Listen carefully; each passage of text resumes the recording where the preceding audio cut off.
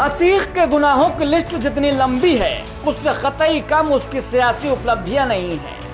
एक mafia, gang leader, history sheeter, बाहुबली, इन सब के बावजूद 5 बार विधायक और 1 बार उस फूलपुर सीट से सांसद भी रहा जहां से कभी देश के पहले प्रधानमंत्री पंडित जवाहरलाल नेहरू लोकसभा का चुनाव लड़ा करते थे। डर, आतंक और दबंगई के बावजूद अतीक के खिलाफ 100 से ज्यादा आपराधिक मुकदमे दर्ज हैं, लेकिन ज्यादातर मामलों में सिस्टम उसके इशारे पर कुछ इस तरीके से नाचता रहा कि आज तक उसे सिर्फ एक ही मामले में सजा हुई और वो भी सजा उम्र कैद की, जिसे हाल ही में उमेश पाल के अपहरण केस में प्रयागराज की MP MLA कोर्ट ने सुनाया था। टांगे वाले का अनपढ़ बेटा अतीक रुपयों के खातिर जुर्म की दुनिया में कदम रखता है। इसके बाद उसने कभी पीछे मुड़कर नहीं देखा। वो अपराध जगत का बेताज बादशाह बन गया। अपने गुनाहों पर पर्दा डालने के लिए उसने सियासत को कवच के तौर पर इस्तेमाल किया। कम वक्त में ज्यादा पैसा कमाने की चाहत ने उसे जुर्म के रास्ते ढकेल दिया और दबंगई के दम पर कुछ ही सालों में उसने अपना साम्राज्य खड़ा कर लिया। इसके बाद अपने गुनाहों पर पर्दा डालने के लिए टांगे वाले का बेटा बन गया माननीय विधायक। एक वो दौर था जब अपराधी सियासत की शतरंजी बिसात पर मोहरे की तरीके से इस्तेमाल होते थे। वो नेताओं के लिए जान लेने और देने में कतई नहीं झिझकते थे, लेकिन 90 के दशक की शुरुआत से पहले क्षेत्रीय पार्टियों की आसमान छूती महत्वाकांक्षाओं ने अपराधियों को ही सत्ता में भागीदार बना दिया, जो क्रिमिनल एनकाउंटर से बचने और दूसरे फायदों के लिए सत्ताधारी नेताओं की परिक्रमा करते थकते नहीं थे। वो खुद जनता के मुख्तार बनने लगे।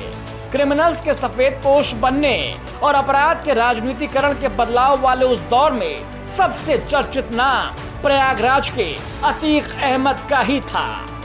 अतीक अहमद के पिता हाजी फिरोज एक टांगा चालक थे।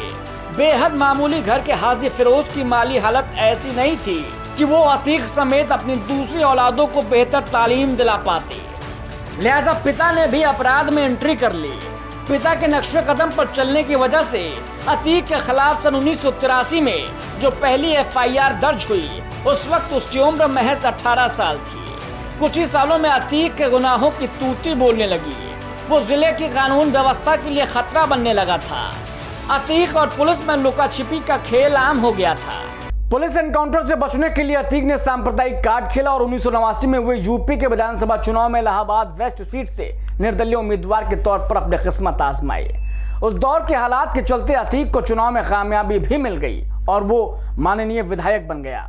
1989 के इस चुनाव में तत्कालीन पार्षद और अतीक जैसे ही आपराधिक छवि का चांद बाबा भी मैदान में उतरा था।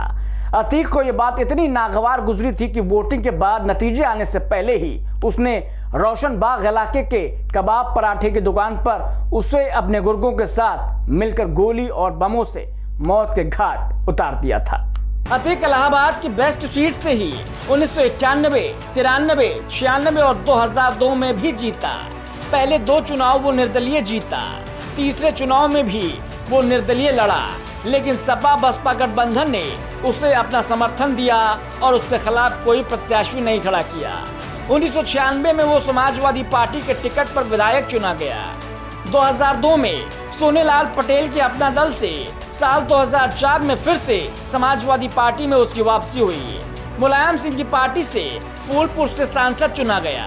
2004 में सांसद चुने जाने तक अतीक ने जिस भी चुनाव में किस्मत आजमाई उसे हर जगह कामयाबी मिली, लेकिन उसका पतन शुरू हुआ साल 2005 से। 2009 के लोकसभा चुनाव में प्रतापगढ़ से अपना दल के टिकट पर वो चुनाव लड़ता है। 2014 में श्रावस्ती सीट से वो समाजवादी पार्टी के टिकट पर चुनाव लड़ता है। 2018 में फूलपुर सीट के उपचुनाव में भी वो मैदान में उतरा, लेकिन हर बार उसे हार ही नसीब हुई। 2019 में निर्दलीय उम्मीदवार के तौर पर वो वाराणसी सीट से PM मोदी के खिलाफ लोकसभा का चुनाव लड़ रहा था, लेकिन यहाँ भी उसे करारी हार का सामना करना पड़ा। Crime desk, A News Today।